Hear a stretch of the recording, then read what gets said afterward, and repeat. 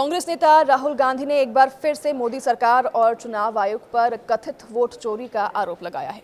आज प्रेस वार्ता में राहुल गांधी ने कहा कि यह मामला गंभीर है, लेकिन इसे वे हाइड्रोजन बम नहीं कहेंगे क्योंकि असली खुलासा अभी बाकी है।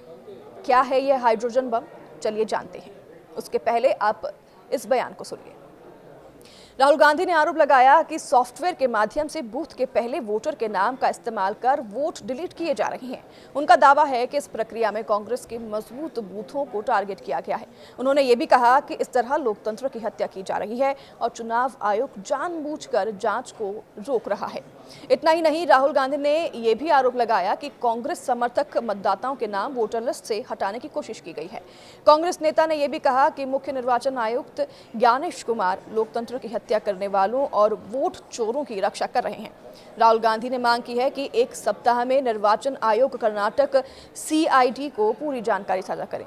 कर्नाटक के कलबुर्गी जिले के आलंद विधानसभा क्षेत्र में सुनियोजित तरीके से कांग्रेस मतदाताओं को टारगेट किया गया, ये भी उन्होंने कहा।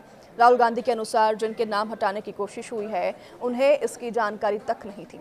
राहुल गांधी ने यह भी कहा कि यह हाइड्रोजन बम नहीं है और असली खुलासा अभी होना बाकी है।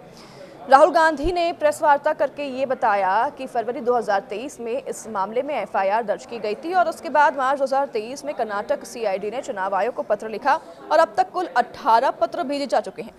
इन पत्रों में डेस्टिनेशन IP, OTP, ट्रेल और अन्य तकनीकी डिटेल भी मांगी गई, लेकिन चुनाव आयोग की तरफ से कोई भी जवाब नहीं दिया गया। कांग्रेस का यह भी आरोप है कि जांच को जानबूझकर अटकाया जा रहा है ताकि लोकतंत्र के हत्यारों को बचाया जा सके। कांग्रेस नेता राहुल गांधी ने कर्नाटक की आलंद विधानसभा और महाराष्ट्र की राजौरा विधानसभा का जिक्र करते हुए कहा कि टारगेट करके वोट काटे गए और जोड़े गए हैं। राहुल गांधी ने कर्नाटक की आलंद विधानसभा सीट का जिक्र करते हुए कहा कि यहां 2023 के विधानसभा चुनाव में 6018 वोट डिलीट किए गए हैं। कर्नाटक में आलंद कंस्टिट्यूएंसी है, यहां पे चोरी पकड़ ली, कोइंसिडेंस से पकड़ी। वहां की जो BLO थी, उसने देखा कि उसके रिश्तेदार को डिलीट कर दिया गया था। जैसे चोरी पकड़ी जाती है, कोई छोटी सी गलती हो जाती है, हाथ आ जाती है।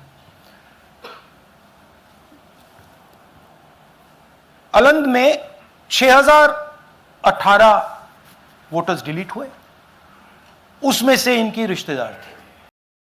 उन्होंने ये भी कहा कि यह कांग्रेस की मजबूत सीट है, इसलिए यहां टारगेट करके वोट डिलीट किए गए हैं और इसलिए टारगेट उसी जगह को बनाया जा रहा है जहां पर कांग्रेस मजबूत है। कांग्रेस सांसद ने कहा कि मुख्य चुनाव आयुक्त ज्ञानेश कुमार वोट चोरों को बचा रहे हैं। इसके ऐसे सबूत भी उनके पास हैं जिन्हें खारिज नहीं किया जा सकता। ये सबूत ब्लैक एंड व्हाइट हैं। उन्होंने ये भी कहा कि उनके पास प्रमाण हैं कि पूरे देश में अल्पसंख्यक दलितों, आदिवासियों और OBC वर्ग के लाखों वोट काटे जाते हैं। ऐसा इसलिए ताकि विपक्ष का वोट कम ना हो। आलंद विधानसभा को लेकर राहुल गांधी ने कहा कि वोट चोरी का मामला तब पकड़ में आया जब एक BLO ने देखा कि उसके आकलन का ही वोट डिलीट हुआ है। पता चला कि एक पड़ोसी के नंबर से ऐसा हुआ है। उन्होंने जब पड़ोसी से बात की तो उसने कहा कि मुझे तो इस बारे में पता ही नहीं कि ये कैसे डिलीट हुआ। तो राहुल गांधी ने कहा कि दूसरे राज्यों के मोबाइल नंबर्स का इस्तेमाल करते हुए ऑनलाइन फॉर्म जमा किए गए हैं। राहुल गांधी ने गोदाबाई नाम की एक महिला का भी उदाहरण दिया। उन्होंने कहा कि इनके नंबर से कुल 12 वोट डिलीट हो गए हैं और इनको पता तक नहीं है। एक अन्य शख्स सूर्यकांत के नाम पर 12 लोगों के नाम डिलीट कराए जाने का भी उदाहरण उन्होंने दिया। इसके अलावा एक और उदाहरण देते हुए राहुल गांधी ने कहा कि महज 36 सेकंड के भीतर 2 फॉर्म भर दिए गए हैं। आखिर यह कैसे संभव है कि 2 फॉर्म महज इतने ही टाइम में भर दिए जाएं? इसके अलावा यह समय सुबह 4:07 का रहा, ये भी उन्होंने बताया। राहुल गांधी ने यह भी कहा कि 10 बूथों से काटे गए वोट जहां कांग्रेस मजबूत है। राहुल गांधी ने यह भी जानकारी दी कि यह सेंट्रलाइज तरीके से हो रहा है। उनका ये मानना है ऑटोमेटेड चीज़ों का इस्तेमाल करते हुए लोगों के नाम काटे जा रहे हैं और बड़े पैमाने पर ऐसा हो रखा है। किसी एक व्यक्ति या फिर BLO के स्तर पर ऐसा नहीं हुआ है। राहुल गांधी ने यह भी कहा कि ऐसे 10 बूथों में सबसे ज़्यादा वोट कटे हैं जहाँ पर कांग्रेस ने 2018 में जीत हासिल की थी।